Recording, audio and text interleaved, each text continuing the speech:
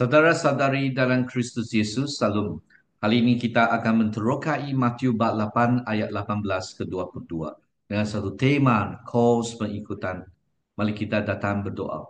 Tuhan Bapa di surga, kami berdoa supaya Tuhan bantu kami untuk mengenali tentang kos pengikutan Yesus. Seperti Yesus Kristus sendiri menyatakan, bagi sesiapa yang mau mengikut Yesus, perlu juga mengira kos dulu supaya apabila kami buat keputusan dengan sepenuh hati. Tuhan pujilah nama Tuhan. Kami ingin syukur dan puji Tuhan dan semoga Tuhan pimpin masa ini memperbarui jadi masa ilahi yang diperdekati. Juga pembaharui jiwa kami supaya jiwa kami boleh menjadi seorang berkat untuk lebih banyak orang. Dalam nama Yesus Kristus kami berdoa bersama. Amin. Saudara-saudari dalam Kristus Yesus, marilah kita mendengar akan firman di Matius bab 8 ayat 18 ke 22. Apabila Yesus melihat orang ramai mengelilinginya yang menyeru bertolak ke sebelah, lalu datanglah seorang ahli Taurat dan berkata kepadanya, "Guru, aku akan mengikut engkau. Kemana saja engkau pergi?" Yesus berkata kepadanya, "Serigala mempunyai liang dan burung mempunyai sarang, tetapi anak manusia tidak mempunyai tempat untuk meletakkan kepalanya." Seorang lain, yaitu salah seorang muridnya, berkata kepadanya, "Tuhan, izinkanlah aku pergi dahulu mengkuburkan ayahku."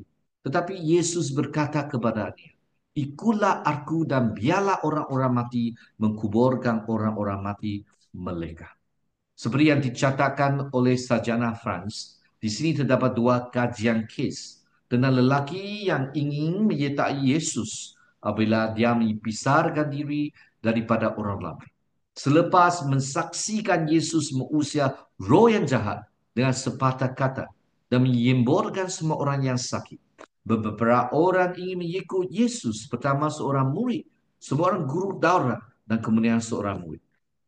Kedua-dua kisah pemberitaan ini dalam ayat 19 sampai ke 22 terletak di antara perintah Yesus kepada para murid untuk menyeberang ke seberang dan ketaatan mereka dalam ditunjukkan ayat 23. Pempikaian ini membezakan ketaatan mereka yang mentinggalkan segala untuk mengikutnya dengan mereka yang mungkin belum bersedia untuk pemuritan atau untuk mentinggalkan tanggungjawab keluarga. Selepas mempunyai orang ramai di sekelilingnya, sejak permulaan khotbah di bukit, Yesus memerintahkan murid-muridnya untuk menyeberang ke sebelah tasik untuk meluangkan masa bersama mereka saja. Yesus mengarahkan murid-murid untuk menyeberang ke seberang tasik. Yesus hanya telah memanggil 4 orang setakat ini. Tetapi orang lain telah mengikut dan daripada kumpulan ini, dia akan mengenal pasti 12 orang dalam bab yang ke-10 ayat sampai ke 1 sampai 4. Seorang guru Taurat datang kepada Yesus dan berkata, "Guru, aku akan mengikut engkau kemanapun engkau pergi." Matius tidak sering menggambarkan ahli-ahli Taurat atau guru-guru Taurat dalam cahaya yang positif.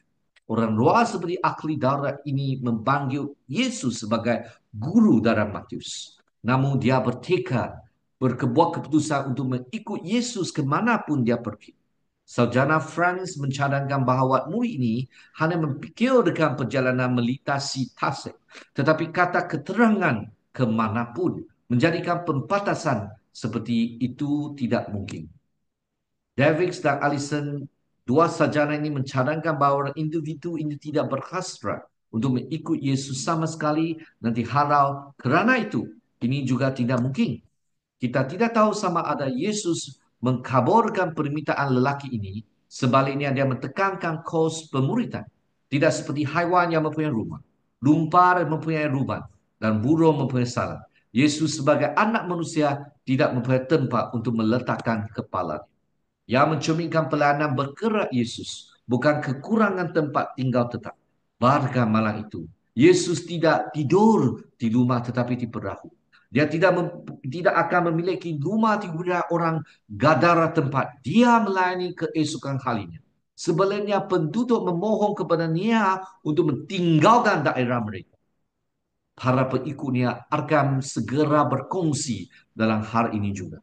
Mengikut Yesus dan menjara manusia melibatkan pemindahan dan peristiwa-peristiwa yang tidak dapat dijangka. Walau bagaimanapun, Yesus kembali ke rumah di Kapernaum dalam bab 9 ayat 1. Anak manusia Yesus menggunakan frasa anak manusia 30 kali dalam Matius, lebih 2 kali ganda berbanding dengan Markus. Dalam setiap kes, ia adalah gegaran yang hanya Yesus gunakan untuk merujuk kepada diri sendiri. Hala sarjana dahulu bersetuju berdasarkan beberapa teks Alkitabiar dan bukan Alkitabiar bahwa kedatangan semula anak manusia untuk menghakimi dan menyelamatkan adalah satu jangkaan yang meluas di kalangan orang Yahudi yang Yesus sendiri penuhi. Walau bagaimanapun Gejar Vermas mula memeriksa penggunaan frasa tersebut dalam sumber-sumber alamai sebagai satu psychological untuk saya. Ini juga jelas pada masa-masa tertentu apabila membandingkan teks lari Injil anak manusia berbanding saya, yang lain berhujah bahawa yang maksud manusia adalah seseorang manusia. Kajian yang paling berhasil adalah yang mengaji makna istilah tersebut dalam perjanjian lama dan bagaimana ia berkaitan dengan penggunaan Yesus terhadapnya. Mona Hooker berhujah bahawa dalam Injil Markus sebagai contoh penggunaan istilah anak manusia oleh Yesus dimodelkan sebagai seorang anak manusia dalam buku kitab Daniel bab yang ke-7 perjanjian lama. Kuasa keperluan untuk menderita dan keyakinan dalam pembenaran akhir dan semuanya yang dikatakan dalam kata-kata Markus boleh dikesan kembali kepada perjanjian lama kitab Daniel bab yang ke-7. Di sini juga berperanan dalam Matius. Yesus akan bercakap tentang kuasa duniawi anak manusia. Contohnya bab 9 ayat 6. Penderitaannya. Contohnya 16 ayat 12. Dan kemuliaannya pada masa hadapan. Contohnya bab 24 ayat 30. Menurut Franz sebagai perumpamaan, terlarang anak manusia datang dengan suasana teka-teki, mencabar pendengar untuk memikirkan pemikiran baru dan bukannya memasukkan Yesus ke dalam kotak yang sudah tersedia. Gerarang anak manusia membawa cabaran kepada pendengar untuk berfikir secara baru tentang Yesus. Secara ringkasnya, definisi anak manusia adalah Injil dipenuhi dan gandungan oleh kehidupan dan pelayanan Yesus. Anak manusia penggunaan pertama, Yesus terhadap istilah anak manusia di sini menunjukkan status rendah dan rendah hatinya. Seperti hamba Yahweh dalam ayat yang ke-17. Yang berada di bawah kehendak keadaannya dan sifat pelanannya yang tidak dapat dilamarkan.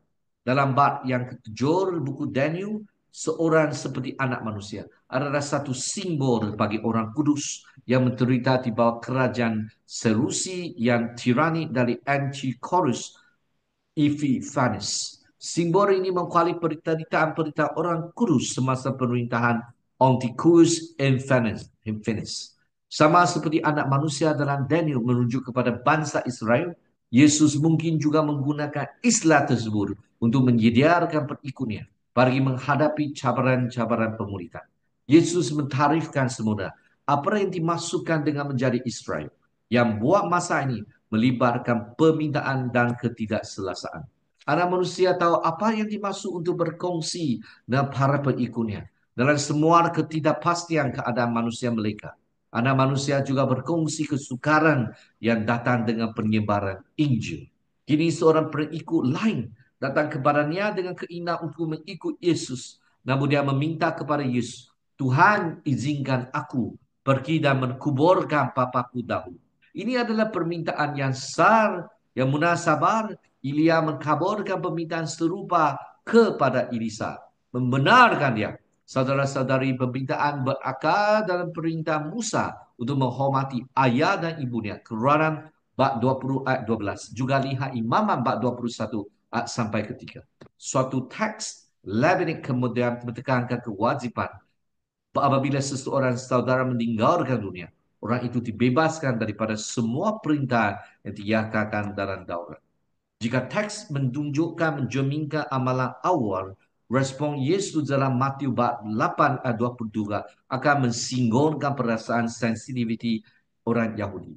Ikutlah aku dan biarkan orang ramai menkuburkan orang mati mereka sendiri. Sama seperti Yakobus dan Yohanes dengan serta-merta berhenti memperkaikikan cara mereka mentinggal dengan bapa mereka yang masih hidup sendirian. Murid-murid juga harus bersedia untuk mentinggalkan yang mati demi panggilan Yesus. Ada orang mati menkuburkan orang mati pada permukaannya adalah tidak masuk akal, juga merujuk kepada orang yang sudah mati secara fizikal melakukan aktivitas sedemikian.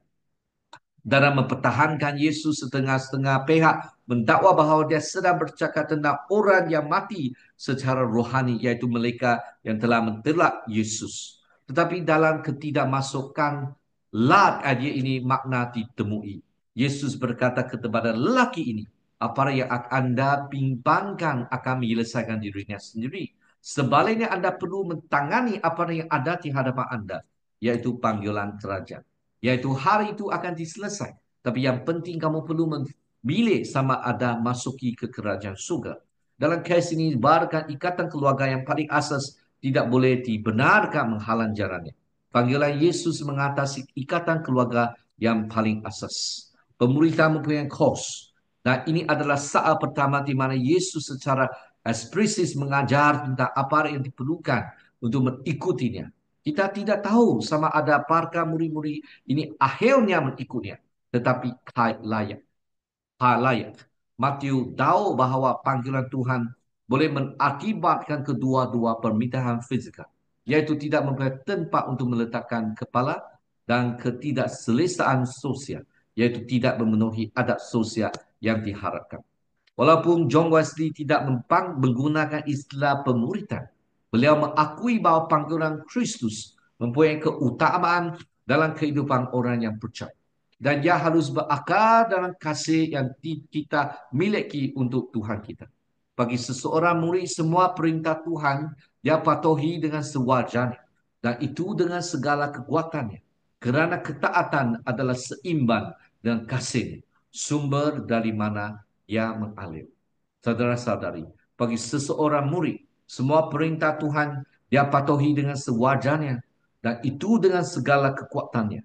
Kerana ketaatannya adalah seiman dengan kasihnya kepada Tuhan dan orang manusia. Sumber iaitu kasih dari mana yang mengalir iaitu Tuhan sendiri.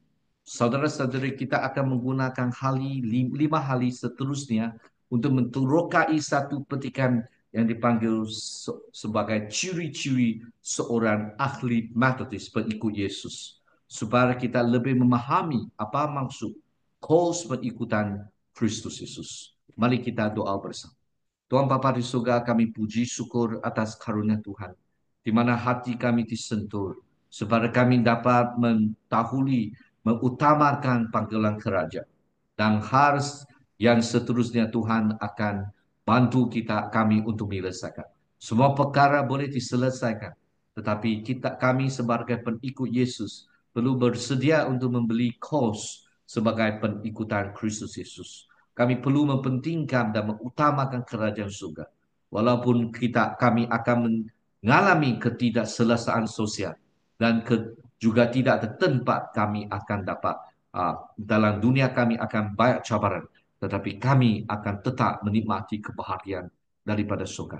Bantulah kami lebih memahami, lebih lagi membuka mata dan hati rohani kami, lebih memahami panggilan Yesus.